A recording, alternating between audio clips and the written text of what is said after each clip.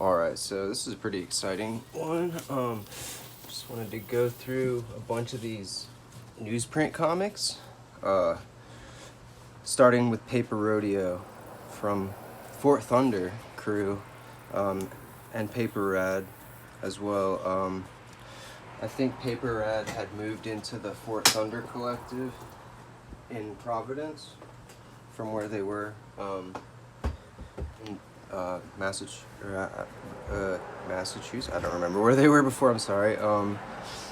Anyway, they caught wind of the Matt Brinkman and Brian Chippendale, and that crew. What they were doing, they had a kind of their own. They had their own artists warehouse. I don't know how to explain it. It's basically an abandoned building that they'd taken over and they lived in. They would have concerts and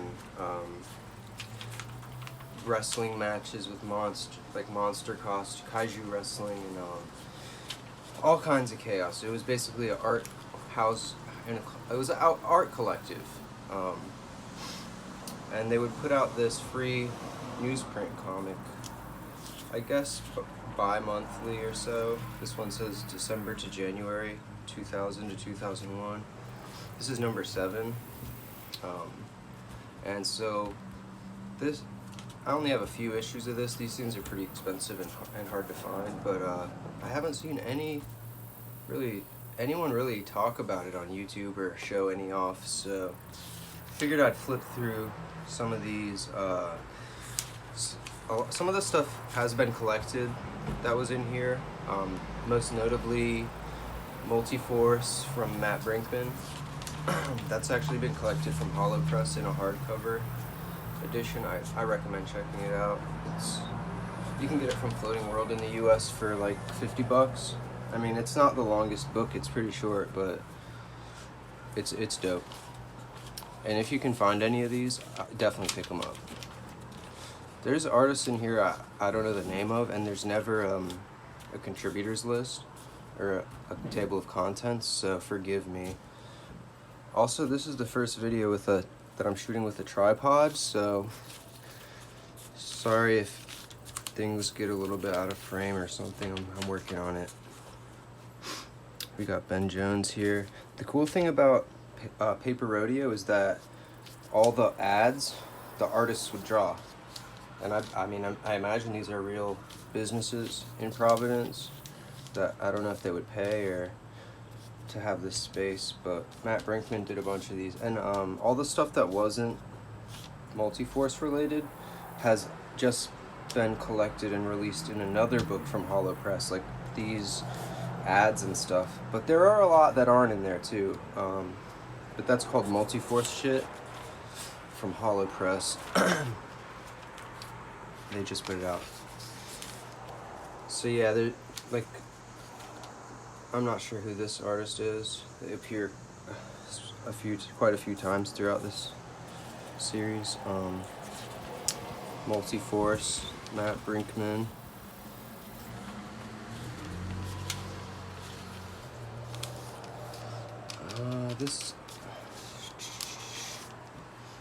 I don't know their name.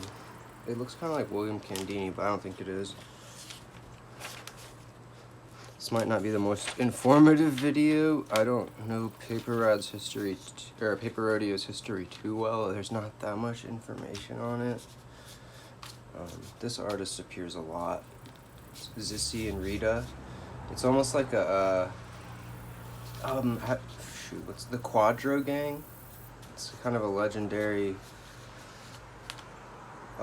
It almost looks like Outsider children's art comic. Very similar style to this. Kind of reminds me of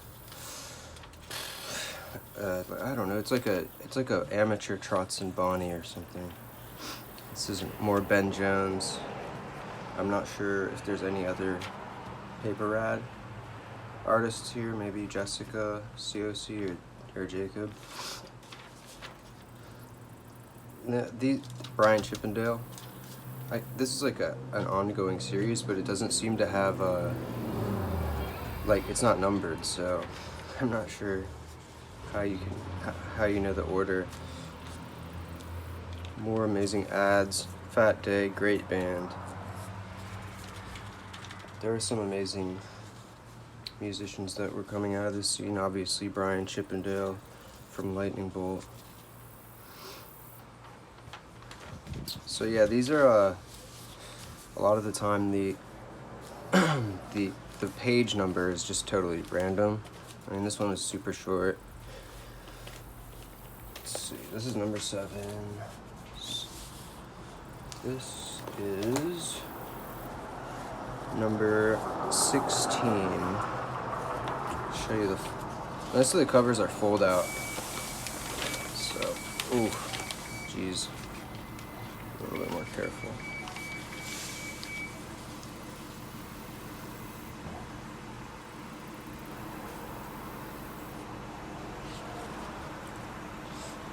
I'm not sure who did this cover. It kind of looks like Chippendale, but I'm not sure. I'm not 100% it's him.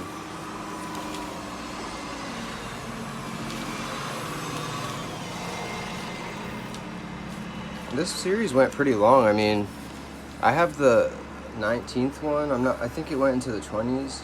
The 19th one is 5 years of Paper Rodeo. It's like an extra long one, so I'm not sure how long it did go. I wonder how many of these businesses are still open.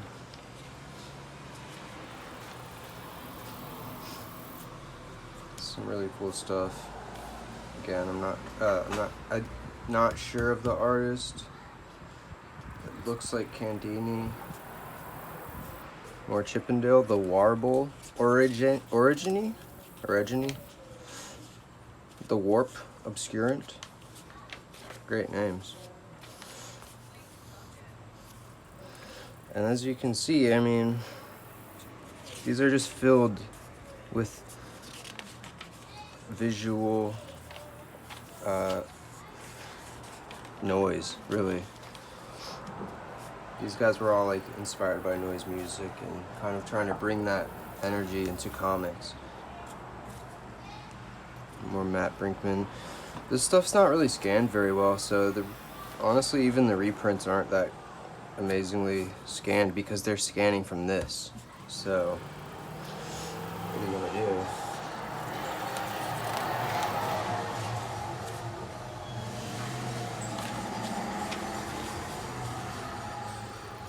It's odd to see a color. I mean, I don't understand why they didn't use the yellow spot coloring throughout, but it's nice seeing it utilized in a couple pages. It's really odd to me that nobody like signs their stuff. More Zissy and Rita. There's a email here. I'm not sure. It's like a pig version of Lisa Simpson.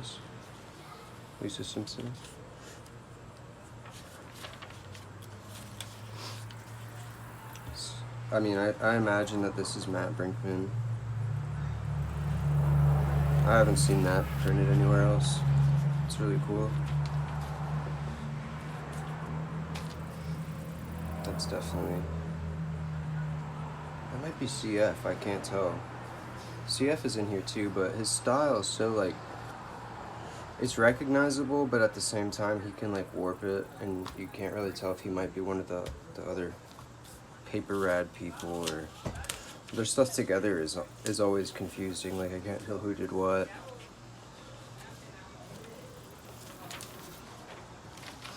So that's 16.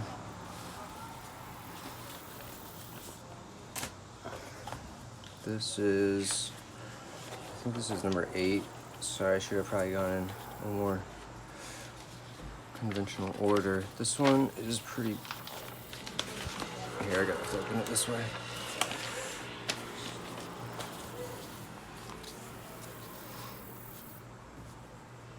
Really cool cover by Tim, whoever Tim is. Shout out to Tim. Good job. Oh.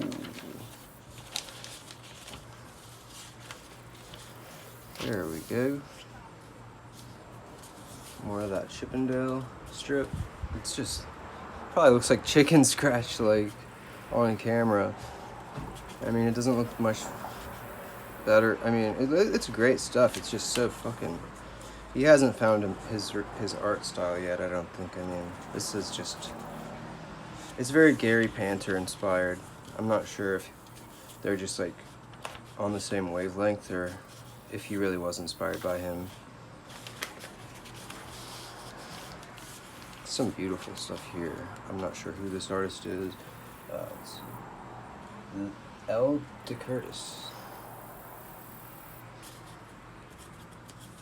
Kind of reminds me of like Lovable Oaf.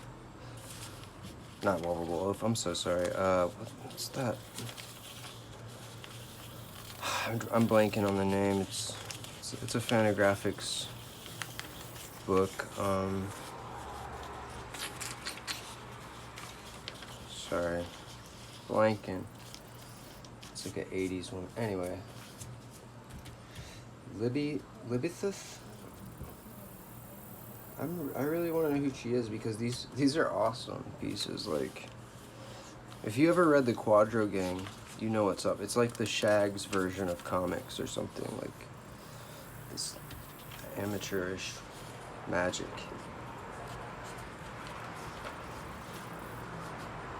This is a dope. Here you go. Give you a little bit better of a CF. There's not many. I don't think any of the CF pieces from here have been reprinted. Someone needs to do that though. His stuff's underrated. Someone needs to just collect all of Power Masters and put out number 4 finally. I don't care if it's a bootleg. Someone put that shit out. I know it exists. Why else would why would they have advertised it and made all those sales pages if it didn't get created in the first place? I don't know. This is the last paper rodeo I have here. Number 19. This one's like extra thick in comparison to the other ones. Those were only like, 12 pages or so. This one is far more. There's a lot more creators involved here towards the end. I think a lot. I'm not sure who all was contributing at that point. I really wish these things would have some sort of, table of contents. I'm sure someone needs to create a database. I mean, I know there's the Grand Comic Database, but I don't think Paper Rodeo's in there. If anyone's got like a full collection on these, if they could just, and they have like, the names of these contributors, if anyone can shout them out in the comments or anything, that would be great. This is like a very Real Deal inspired comic. I'm not sure. I think this person read Real Deal and they didn't think anyone else had seen it or something, and they thought they could just kind of steal it. Or maybe I think this is before Gangsta Rat Posse, Ben Mara, but it's definitely in that vein. This is a really dope little CF piece here. These things are just jam-packed with nonsense. Not the most readable comics at all. I mean, it just depends how open you are to this kind of stuff, I guess. I think it's more, people talk about it, it's more influential than, like, readable. And this stuff led to a lot of great artists coming about, like Michael DeForge and Simon Hanselman. Probably wouldn't be here without these guys laying the groundwork. And obviously these artists did make some like incredible stuff outside of this as well. Not that this stuff's bad, it's just It's more art inspired than story. There's definitely some exception. I mean, the Multiforce stuff is great, of course. I mean, Matt Brinkman's not an excellent storyteller. It's just fun, silliness, and violence, and monsters.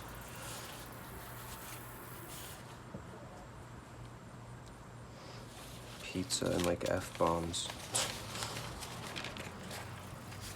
It's kind of cliche nowadays. I mean, all these things that were like their aesthetic, especially paper rad, have become the mainstream. Aesthetic culture and nostalgia culture, and this just like remixing of like childhood ideas and cartoons, and this is probably this whole thing is worth owning just for this, to me, the CF stuff. And this looks so much like that character from Power Masters. This stuff's pretty polished even back then. More of this. If anyone knows this artist, please comment.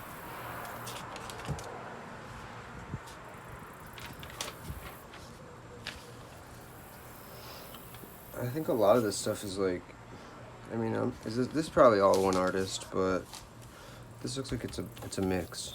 They would just kind of like, probably from art school up there or something. They would, I don't know, have submissions, or I'm not sure. This is great. This guy could, I'm not sure who's doing this, but he's got some skill. It's like, it's devolving. I really do think this is the work of several people. Maybe it's a jam. And look at this, a double spread of hand-drawn ads. I mean, this looks like some Mark Beyer shit. It's pretty beautiful. They didn't put in too much effort on these, obviously, but some of them did. I think it's great that Matt Brinkman did all these, like, I wonder how much they would pay for ad space. I'm sure that's like the way they funded this. That has to be. And they would give it out for free. I'm not sure how limited of editions these are, but they are really hard to find, so. Alright, that's the last paper rodeo. I'm gonna move on to another really cool series, Smoke Signal, which is put out by Desert Island Comics in Brooklyn. This is Cowboy Hank. This is really the only English collection. I know that there is actually one book out there that I've heard of existing, but I've never seen it, so I'm not, if you have information on that, let me know. Someone desperately needs to collect this stuff, and honestly, the translation on some of this is pretty bad, but it's $5 for fucking a bunch of Cowboy Hank. It's so worth it. I mean, and if you live in New York, you can get these for free. Just, you need to be on the lookout always. Keep, like, hit up Desert Island every month. I think it's worth paying for it, even if you do live in New York, though. I mean, they put in so much free work just to put out these comics. I mean, that's pretty noble. Recently I saw a Kickstarter campaign, and they were trying to pledge, their goal was $30,000 to put out a newsprint comic. That's insane to me. Like, these guys are putting it out for free, and y'all expect 30 grand? I don't know, maybe I'm just a hater, or maybe I don't understand the pricing, maybe they're doing something special. Anyway, this is Cowboy Hank. This is it's from, oh man, of course I'm gonna blank. Oh, it's from Belgium. This is legendary over there in Europe, especially obviously in Belgium. for it's like an absurdist gag strip basically, and this is still running. And I heard that that's the reason that it's impossible to collect, because it's still running, but that makes no sense. Just start collecting it in volumes. This stuff's so fun. It's like total absurdist nonsense. I mean, I'll leave it a sec so you can just...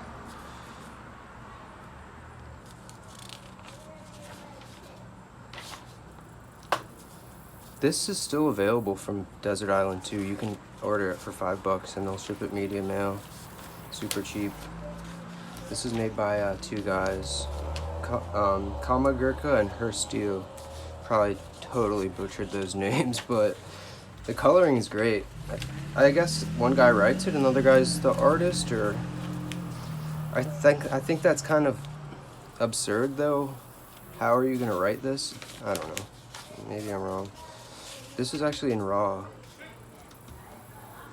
Volume 2, one of those books, I think either 1, 2, or 3, Volume 2. I guess that's all of Volume 2, but yeah, $5 for all this. I'm not gonna give away everything because you should definitely buy it. Desert Island is amazing. Let's see. I'm gonna do the single creator smoke signals first. So then the next one, this is also still available from them. Baptiste Viro, another name being butchered. Oh, this is actually very similar style to to the Cowboy Hank stuff. Similar color schemes, more absurdist, even more surrealist. Less logic. It's like a dream logic. It's like a almost like mind association goofs. How do we perceive images and what do they mean? And maybe I'm reading too deeply into it. It's very pop art inspired as well. You can see that like Andy Warhol influence on some of it. And this is French, I believe. Some of this stuff's not even translated, but they put it anyway. And the stuff that is translated, this stuff's pretty unreadable. It doesn't make any sense in English. I think the translation was just not really done that well. Super fun though. Definitely another one that's worth picking up while they still have it available. And then this one's just a no-brainer. And this one is still available as well. $5 from Desert Island. To my knowledge, it's still available. I bought it a few months ago. And this is the cheapest you're gonna pay to get any Tetsunori Tawaraya by far. If you want to order something from him, it's expensive as fuck. I mean, Japan, he lives in Japan now, and he's from Japan obviously, but he lived in the US for a long time in San Diego. That's where he got his start. I think he was inspired by like the Locust. I think they did a Japanese tour, and he was super inspired by them, and he wanted to go back and basically he moved to San Diego where 31G, Justin Pearson, who was in the Locust, his record label is based there, and a lot of great bands, a lot of great cartoonists, obviously. And he basically integrated himself into that scene and started doing portrait work. He would just draw everyone's portrait. Lots of musicians and artists, and he became pretty known for it. And I'll have to do a full episode on his work.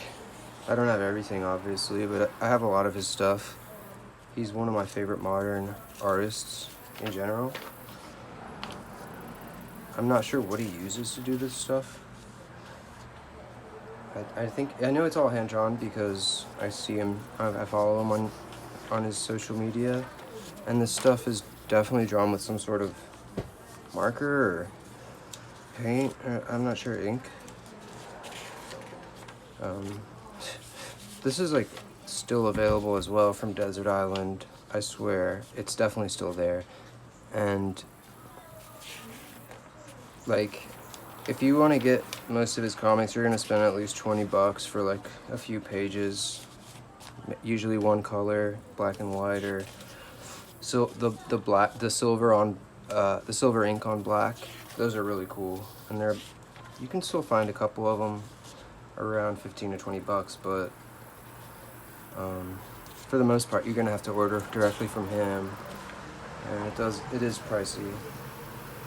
So to get a full color giant broadsheet, I don't know if this is actually broadsheet size, but newsprint, this giant newsprint at full color for $5. It's the secret of the universe right there.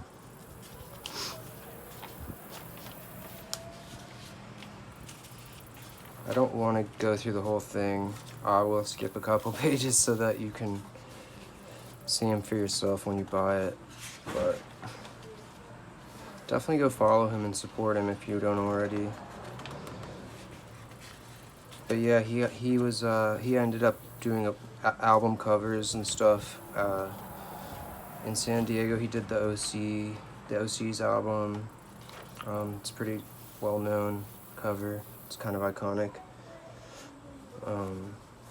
He's done stuff with right now he's doing stuff with, I think, Element skateboarding. Like, he's doing skateboards and clothing designs, and he's always collaborating with different people and artists and such,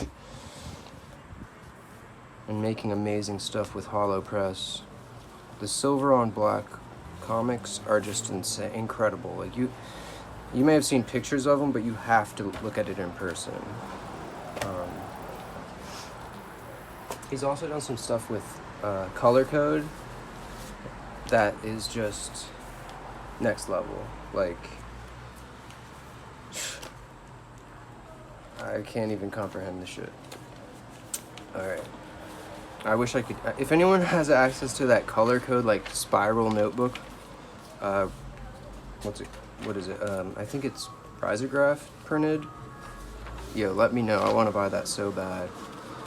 This is the Smoke Signal number 18, and a lot of the time, Smoke Signal is an anthology.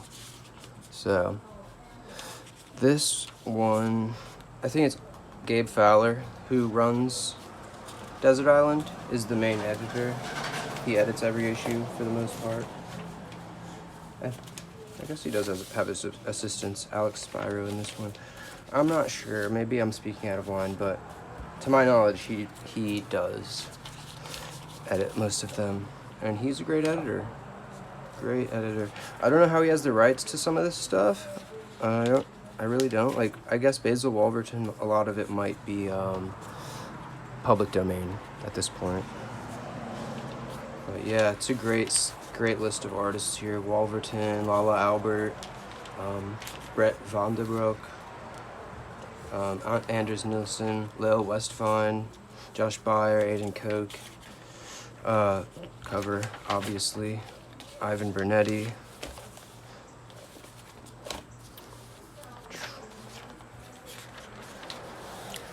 Yeah, the Wolverton faces are great. I have to do a flip through on the Wolverton Artist Edition, which I just picked up, Weird World. It's insane. Insane. This is not my favorite, but man, there's some good pieces in here. The Brett Vonderbuch, I don't know how to say his name, sorry. Stuff's great. I recently ordered White Cube, but it never showed up, so I need to find out about that. Shout out In Stock Trades, what the heck happened? No, I'm just kidding. They're a great company. Just a little slow. Lil Westvine, seeing her stuff in black and white is a little disappointing almost.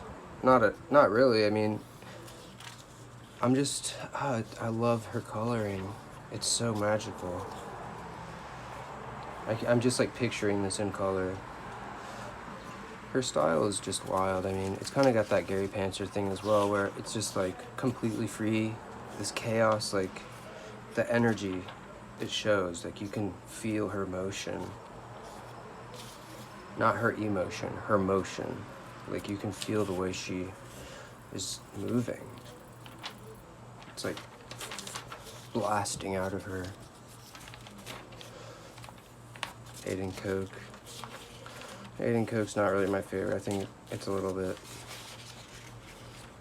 artsy fartsy for me or something. It's my boy Josh Byer. Great cartoonist. His art is getting so incredible. If you don't follow him on Instagram, like, you are goofing. I cannot wait for the new All-Time Comics. As soon as that comes out, I'm gonna definitely do a flip through on and do like a little review on All-Time Comics. Zerosis Deathscape. All right, and then this is actually the fall winter of 2014 Smoke Signal. This is probably my favorite that I own. The 2-color is amazing. Pretty much everything in here is great. I don't know all the artists, but some of the great highlights: Jesse Moynihan, Charles Burns and Gary Panther do. It's just a 1-page excerpt from Pixie Meat, which is like a super rare collaboration that they did. It's totally insane, and there's only like 300 copies of, maybe 200 copies of it, the actual book, Pixie Meat. And I don't know, I've never really seen one for sale actually. I would pay a lot for one if I could find it. I know that there's also a longer excerpt from it featured in Snake Eyes, which was an anthology that Kaz put out, that Kaz edited. I think Fantagraphics put it out. But also we've got Michael DeForge with a piece that I've never seen anywhere else. The Ophthalmologist. And Dash Shaw, and then this Benjamin Mara one is like next level. Everything looks so great with these colors. I'm not sure what the colors of these comics were originally, or if they were in color at all.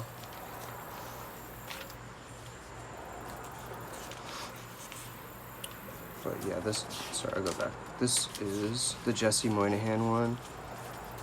And this guy's amazing. Luke Pearson. I don't know anything else from him, but this is probably my favorite piece in the book, actually. Just a 2-page spread, but man, it's brutal. Jesse Moynihan, known for more of his like cartoon work, Adventure Time, and stuff like that. He did some books with Koyama that are pretty hard to find.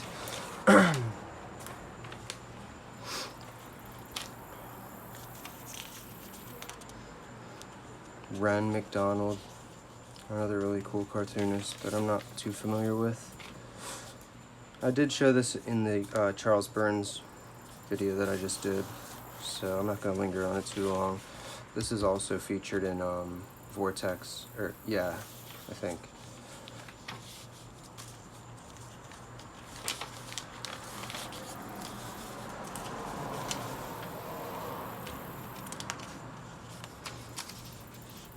This is a really good cartoonist too, but the name is escaping me at the moment.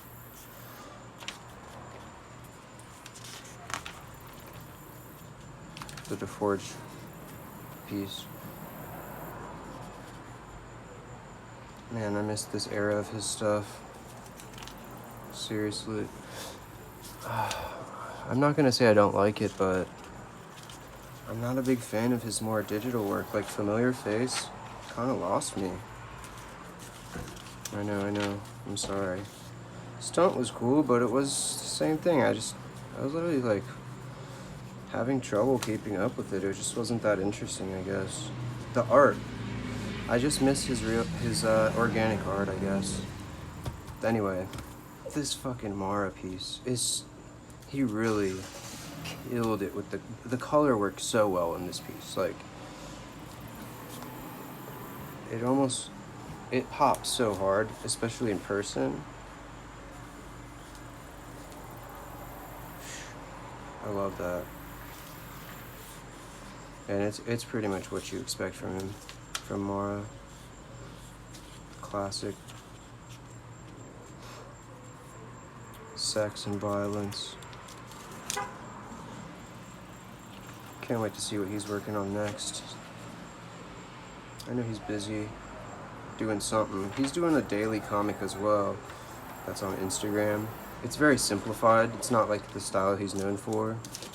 It's more cartoonish, like Johnny Ryan-esque. And it's like, it's great though. If you're not following it, you gotta check it out. It's called something about tomorrow.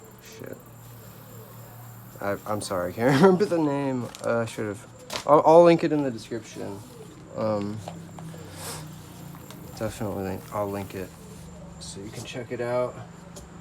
Because it's really funny, like, for days at a time, it'll just be like, you know, the simplest shit, like a fucking, I don't know, like a pipe, like water going through a pipe, or like, it's these like super weird moments. It's very atmospheric, and you don't know what's about to happen. It just keeps dragging on, and you're like, a lot of anticipation. It builds on your anticipation. So, sorry, this is Smoke Signal number 19. I just picked this one up, just came in the mail. Not my favorite. I mean, I haven't actually had time to read the whole thing, but it's just not my favorite contributor list. There's a couple good ones here for sure. Kevin Hueyman, Kaz, got some Cowboy Cowboy Hank pieces in here, translated to English, so totally worth it just for that. And then a Josh Byer page. There's some other cool stuff too. Cover by Art Spiegelman.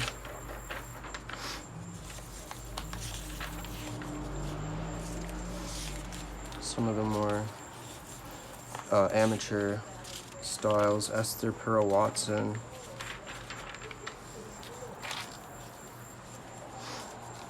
See, this stuff's really interesting.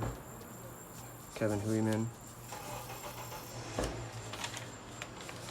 I like his style. He's got a really nice line. Kaz page is pretty much worth owning. It's worth buying for just this. If you're a Kaz fan, or you're just always looking for new stuff. And yeah, the Cowboy Hank, baby. In full color too, like the rest of it's all black and white. And then this spread, this painted Cowboy Hank piece is like, I want to frame that. I gotta frame this. So I have some money and more wall space. Start getting stuff up there. I love it. I would like a head that is the spitting image of yours. Any luck? See for yourself. Perfection. Good job, doctor. It's just so stupid. I love it.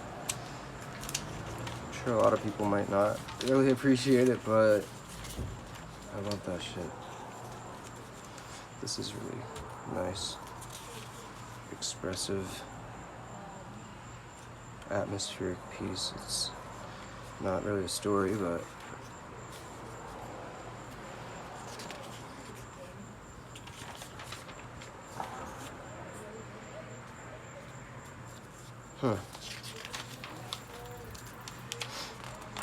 that's that. Desert Island. So those are my Smoke Signal. I know I don't have that many. One day I'll make a whole video on it when I have a lot more.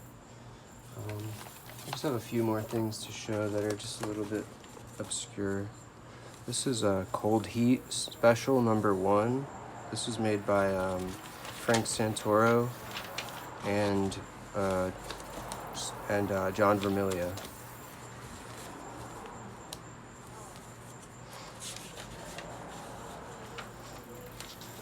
pretty much just a little silent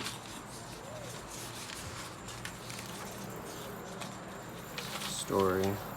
Pretty basic. It's very different. Like, you'd never expect that this was Frank Santoro. I mean, I don't really see his style there at all. I don't know, I picked this up on a whim thinking it'd be a little bit more interesting. I'll probably sell it. Thought it'd be worth looking through though. Short, sweet.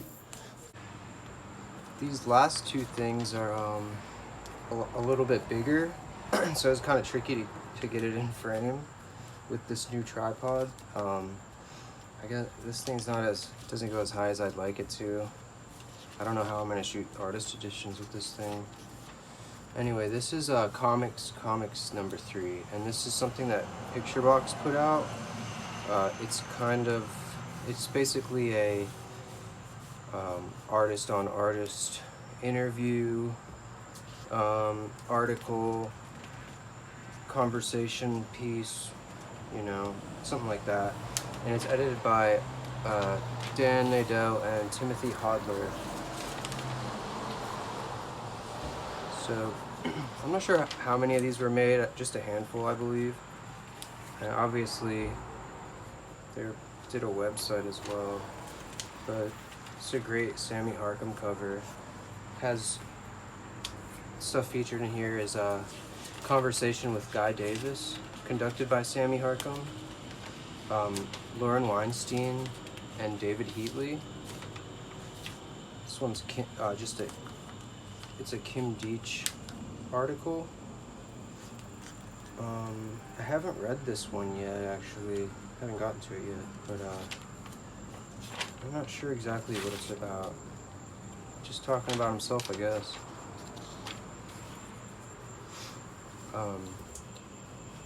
So there's a lot of reviews and stuff.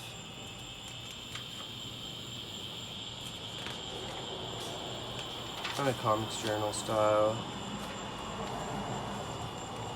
But on a huge, amazing newsprint.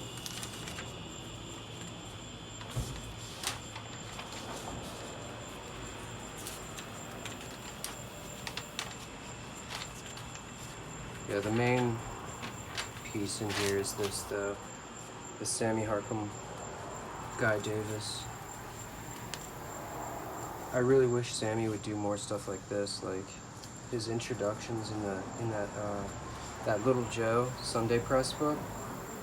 And he's just he's kind of like a Ryan Holmberg type, where, I mean, obviously Kramer's, I mean, he even added a lot of historical stuff to that, like getting Sherry Flanagan and Trotz and Bonnie printed in there, and, you know, Gasoline Alley, somehow he got the rights for that.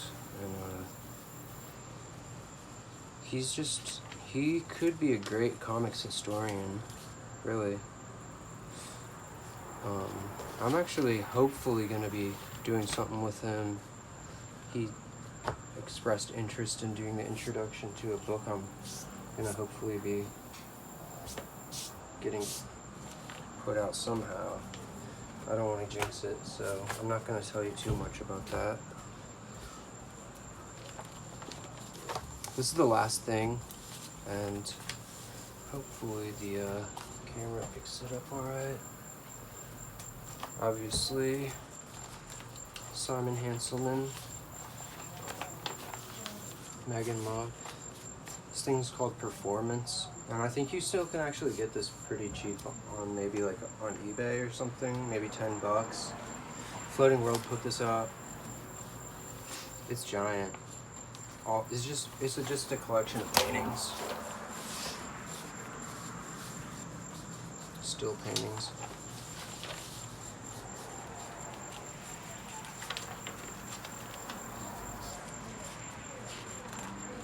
Hanselman's definitely an underrated painter, and I know he says that he hates his stuff, but he's gotta be goofing, because this stuff's just beautiful. I would fucking frame every page of this.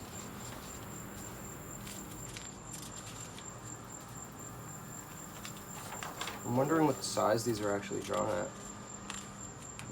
What size does he actually normally draw at? Like, I imagine small always, but maybe I'm just totally wrong.